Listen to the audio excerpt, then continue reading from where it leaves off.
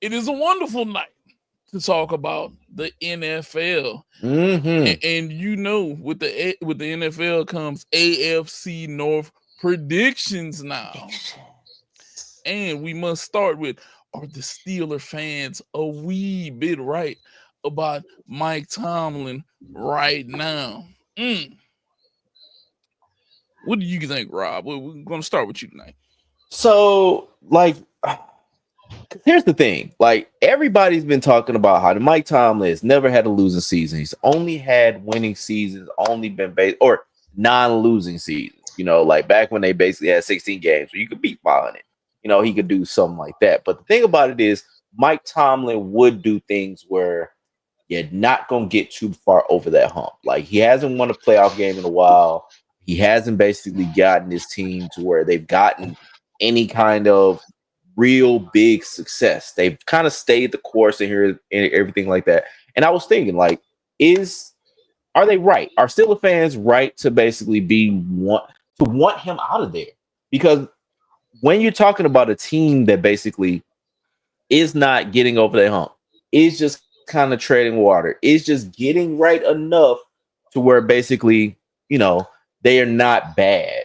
But like, you might want to get somebody that's bad. Like, you might want to get somebody that's going to get you in a position like what we saw this year. Even though there wasn't that many great quarterbacks, get you in a position where you can get a quarterback. Get you in a position that basically you can get something that can really be valuable for your team. Because they've gotten good at basically getting talent for certain positions. Like, they got the best edge rusher right now in TJ Watt. They had George Pickens, who is now in with the Cowboys. Jarvis is going to be loving that when we talk about it next week. But they got things that basically you can point to and say, like, okay, this is an all-pro guy here, this is that, but they don't have anything on offense. They haven't really been able to put up a nice offense in a while. So I kind of think the Steelers fans have a little bit credence to say, hey, we should get somebody else new. I'm not saying that they should. I'm not saying that basically the Steelers should move on from Mike Tomlin, because you don't know what you got till it's gone. But the old adage of, you don't know what the grass is green on the other side. Sometimes you're gonna want some new grass. And I think that the Steelers might want some new grass, because it's like, this grass is starting to get really worn out, worn down, and can't really do shit with it. So I get it on their side. Plus they got Aaron Rodgers now, so they got two curmudgeons that's kind of there. Visky, do you think it's time to get rid of good old Mike Tomlin? See, well, it's hard to say. I'm not a part of these folks that like to just up and fire coaches. So let's face it, the Steelers haven't had a Super Bowl winning roster to begin with. Mm-hmm. So, I mean, no matter how good the coach is, if you don't have the players to actually win, or the skilled players to actually compete with the good teams, it don't matter what coach you put on the sideline. So maybe if they want to see first, get a capable roster of going all the way. Then if he can't do it with that, because look, he got mediocre rosters that he been 500, with. So if he gets a capable Super Bowl winning roster and then he fails, then yeah, it's time to move on. Because I'm sorry, no matter how good the coach is, if you ain't got the team, they ain't plain and simple. That's a fair point. It's time for some new grass, damn it. It's time for some new grass. It's over. You about done with them too, bro? Like, I'm done. I'm not sorry. I'm not done. I'm not done, but it's just like, I think I'm okay with them being done with it. Look, this is what I'm gonna say. Mike Tomlin, all of the greats got to bow out at some point, okay? I know that he hangs his hat on, I've never had a losing season, maybe 500, but never a losing season. Well, it's time for you to go ahead and bow out right now, Bad man said, look, he look, you sometimes stay here long enough to become the villain, okay? I ain't saying he's the villain, but he's close enough right now. Just leave. Leave on good terms. Let somebody else take that headache. They always put you in the hot seat. They always ridicule you. Look, you know what's the best way to sit back and enjoy this? You buy out, and then if they have horrible coaching issues after that, you'll see if they really want you back, or if they think that you're a sign of that you were such a stable of stability that they'll pay you more money to come back until they can right this ship. Maybe they will, maybe they won't. But I know one thing: the Steelers need new grass. They need because it ain't about to happen with this quarterback, bro. It's not. I know what you're thinking. It's not about to happen. Look, DK Metcalf isn't going to be able to help you enough. Okay? He's going to need more. That defense still has to find itself. That offense has to find itself. Mm-hmm. It's a lot of soul searching going over there on both sides of the ball. Now, if you want to be there to go ahead and orchestrate that, cool. But me personally, if I'm Steelers front office, look, Mike, after this one, just go ahead, bro. Buy out. I give you some money. Go sit down. I know you got plenty of it from me already. Go live your life. Go to Cancun or somewhere. Go to Dominican Republic. Go to Brazil. Enjoy yourself. Yeah, anywhere. Just not inside this facility, okay? It's not here. I wish him the best after that. I just wish him the best, but time for the Steelers to move on, bro. Now, for moving on, the Browns have a hefty QB contract over there that they want to try to move on, but tonight may have been just a show, just a little inkling, a sign of hope for the Doo-Doo Browns. And it's could Shedeur Sanders become the NFL Zach Edey. Now I'm gonna say this, Rob. We might be insulting this man calling him Zach Edey, okay? How? We might be. Because he could be better than the Zach Edey. But as of right now, though, it could work. And with his pretty solid, okay performance tonight, no real major mistakes, the Browns get a preseason win, even though it's only a preseason win. Mm-hmm. I think that Shedeur might be okay, bro. He might be able to work for this. Now, I know that you're a little befuddled, but tell me, do you think he could be the NFL Zach Edey, or what do you think? So when you say like, you were insulting calling him Zach Edey, let's put this in a little bit of perspective. All right. Okay. So Zach Edey, first round draft pick, basically guy that basically picked early. Also Zach Edey, first team all rookie. So he's a guy that basically has been touted 5th in the rookie of the year voting. So Zach Edey ain't no slouch right now. So let's put some respect on Zach Edey's name. The other part about with Zach Edey, and the reason why I think is a parallel between him and Shedeur Sanders, is that Zach Edey, was a guy when he talked about the pre-draft process, when we talked about the during draft process, it was a guy that was touted as somebody that could not make it into the league. And it was somebody parallel.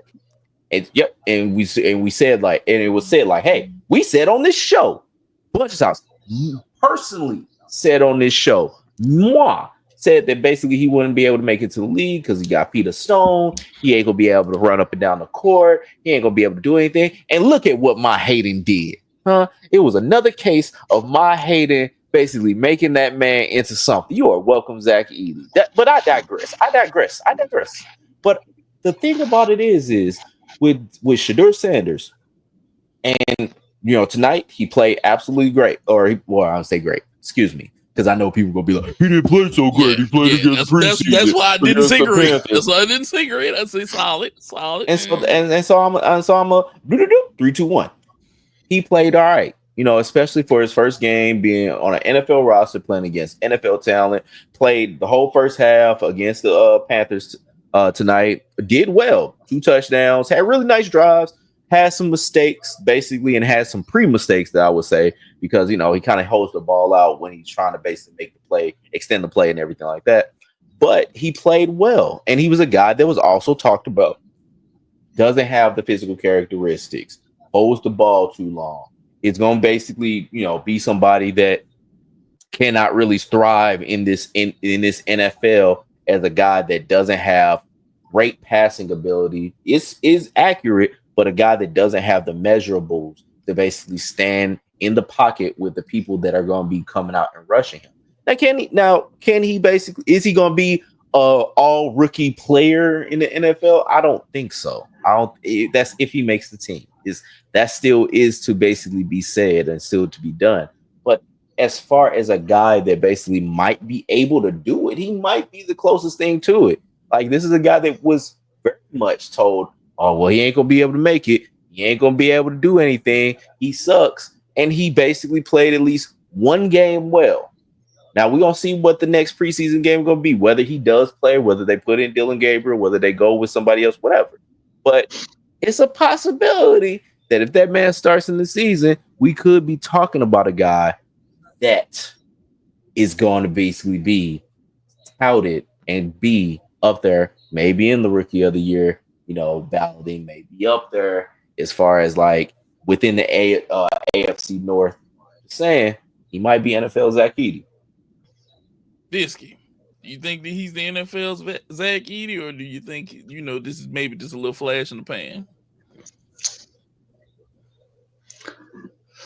I applaud y'all's optimism, but let me just be real with Shedeur for a second. You played great tonight. I love the way you played, but let's face it. Number ones get on that field in week 1, and you realize that you play for the Cleveland Browns. All them passing windows gonna shut. All them defensive backs turning the corner on that sorry ass offensive line, and you running for your life. That's when it's gonna really kick in.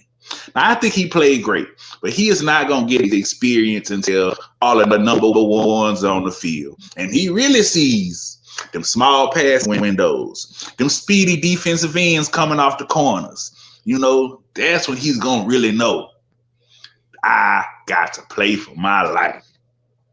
Because he don't have a wide receiving core that's gonna catch wild ball. He gonna have to put it in there. So granted, I love what he did, but I think reality is gonna set in week 1 that he really plays for the Cleveland Browns. He don't feel it yet, but I like what he's doing, and he's gonna be skilled. Like he has great skills to be, possibly be rookie of the year. I like it, but I just think the team he plays for is gonna, the sorriness of the Browns might overshadow the good he's gonna do, which is, I'm sad to say, that's just what happens. Yeah, that's how I feel, and I hope it's not like that, because I would like to see him go out there and just turn the Browns around and have us all. That's what I want to see. I'm waiting on.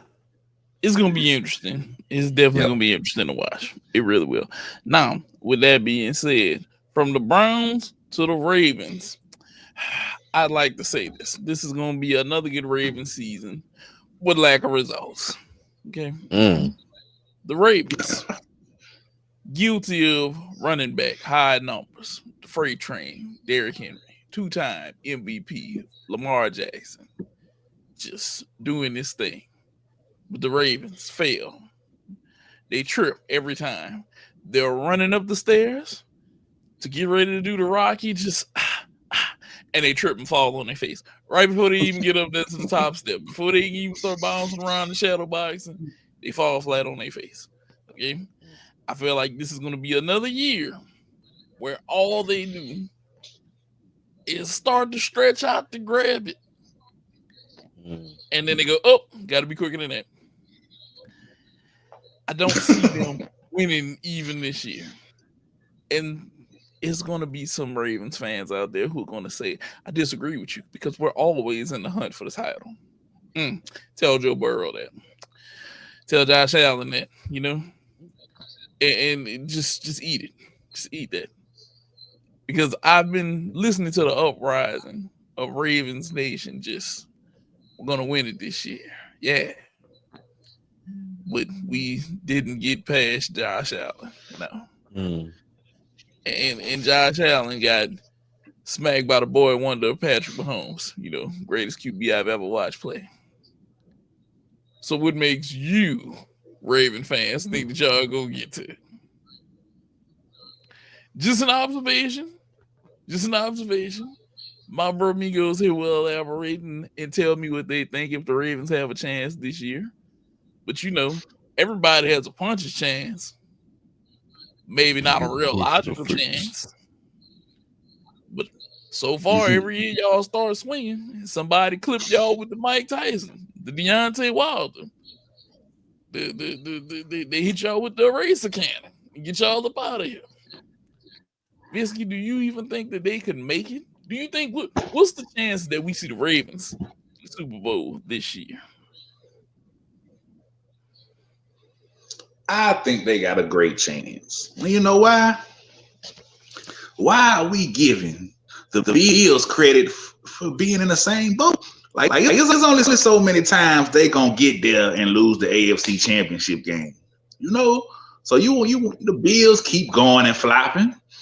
The Ravens keep going, and I'm not gonna say flopping because it's pieces, things that happen, right? So I think the Bills. I'm tired of everybody giving them hope. They get to the AFC Championship game and flop. I'm tired of hearing it. Until they show me, I done threw away them. But this is gonna be, they done already got their chemistry. I feel like this could be a year that the Ravens finally make the jump, finally get that push. I think they're gonna I think Lamar Jackson could find a way with Derrick Henry to get the Ravens over the hump. Because you ain't gonna just put Josh Allen above him like he ain't been flying too. Come on now. Oh no, and Pat Mahomes, it's gonna be kind of hard, because when the pinstripes start kicking, you don't know. No, you got to play the 12th man when you play them. So yeah, you got to play the 12th man. You ain't got to play the 12th unless man. they can get past the 12th man. So if they get past the 12th man of Patty Mahomes, they got a chance. It's all up, and them three teams are up in the air. I feel like, depending on scenarios, weather, depends on how the games play out and the weather and stuff. So I think they got a chance. I'm not counting them out. Rob, I would have to hear somebody holler about the 12th man only because somebody's Cowboys didn't get a catch. What do you think that the Ravens might do this year? I gotta say, if they don't do it this year, I don't think they will. It's similar to the Bills because it's like I'm looking at this roster and I'm looking at the guys that they brought in. So, like, one of the big names, which is one that is going to come up a little bit later, Jair Alexander. Like, that's a name. That guy basically is going to be on a revenge tour, especially on the other side of Nate Wiggins, who they have there is like one of their nice corners, and still having I think Marlon Humphrey's still on the scene. I'm just checking right quick. But Marlon Humphrey's still there. Like, they're gonna have a nice squad. They just brought in D-Hop or whatever vestiges or whatever they could add to basically put along on the side of Zay Flowers, similar to what Puka Nacua and Devontae Adams is basically gonna be doing. Like, they got a nice guy. They got a still nice ass squad with Derrick Henry coming back, Keaton Mitchell. Keaton Mitchell. That basically I love as a running back. Hopefully he comes back from his injury. He looked good from the highlights that I saw the other day. But like this Ravens, y'all got to do it this year because it's like y'all basically. It's the same thing I basically just said about Josh Allen. It's like, y'all get there. And what Nate just said, y'all get there. And then it's y'all just like, like just Sisyphus. It's just like y'all ass is rolling back down that hill. It's like, oh, damn, you got to start all over again. But y'all get a lot of niggas' hopes up. But y'all got to follow through. Lamar, you got to follow through. You've been doing the MVP thing. Now you got to basically do that next step. You got to hit that next step. Get to that Super Bowl, man. Like, you got to do that, dog. And before I switch gears, Ravens, don't take it as hate. And the reason I throw it to y'all like this is like this. The Eagles couldn't get over the hump. They added a worldly rusher in the back to compensate for their quarterback to help carry the load. And the quarterback was able to show up, and in reality, the Eagles defense was like the monster that kept Pat Mahomes from untaming, even as he started to uncork at the end to try to score, which thank God he couldn't do that the first half because that game might have been a different game. But you were able to control him for half of a game to make sure that you won the game. You can't add Derrick Henry and not go. You have a MVP and you cannot go. You have Bateman. You have a worldly defense. You can't have all of these things and then keep coming up short.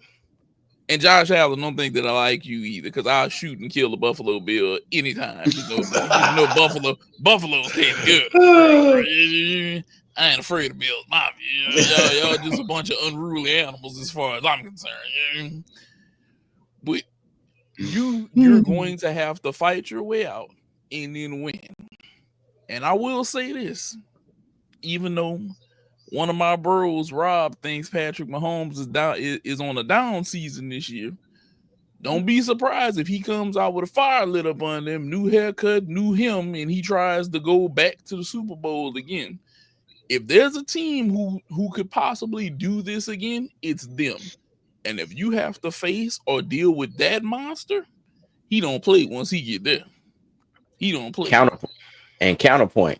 That's exactly why y'all motherfuckers need to step up this year, because this is the time like this where this motherfucker's been on a slope or on a trend of I'm only going to the AFC Championship every year. He can't do it again. I'm like Jesse Pinkman, like in fucking Breaking Bad. He can't keep getting away with this. Like, this has to be your time. You got to take advantage of this.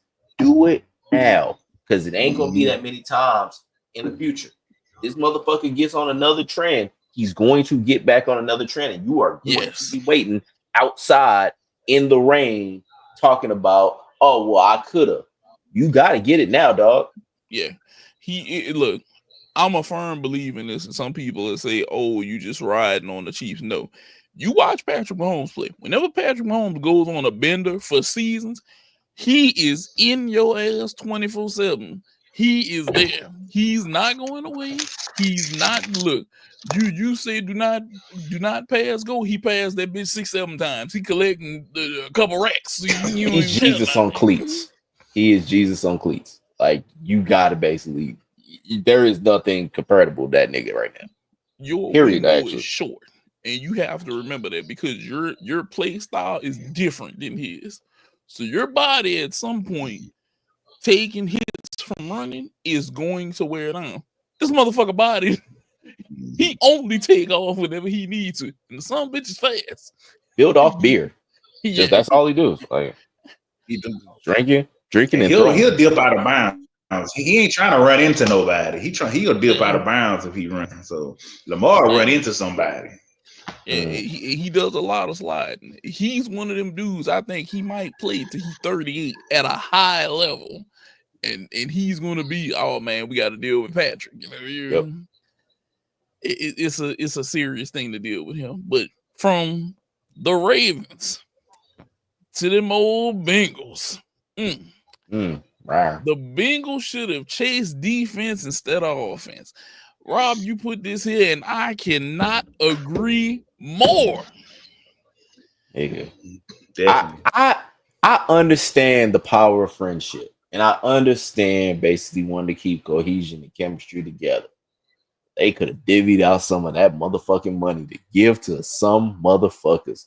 There's somebody that's gonna come up in this in us all contract year team that really want to basically deep dive on. We're gonna keep that for later. I already spoiled one. I can't spoil all of it. I got to keep y'all here for some reason.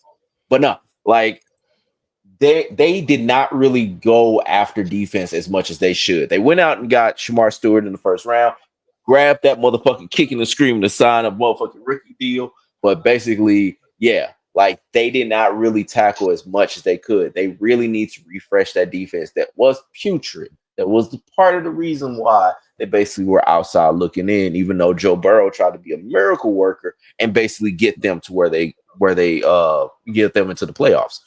They went and basically resigned Jamar Chase, which I get it. I understand. You watch that motherfucker play, he is arguably the best wide receiver. And I got to say arguably because Justice Jefferson still exists. And he is my dog. Go Skull Nation. But like, they also re-signed T. Higgins. And like I said, I understand the reasoning of wanting to do it. This is a great tandem. T. Higgins is not a number 2. He is a 1A. 1B to Lamar Jackson, Jamar Chase. I keep getting every motherfucker in this.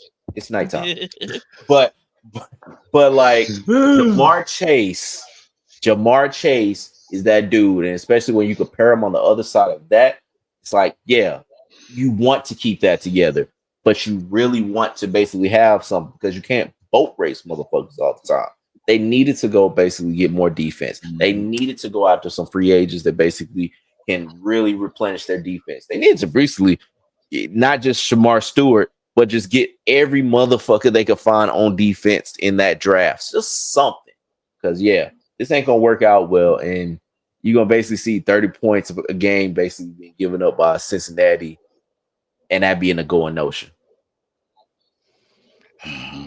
Jarvis, do you think the Bengals should have chased some defense instead of offense?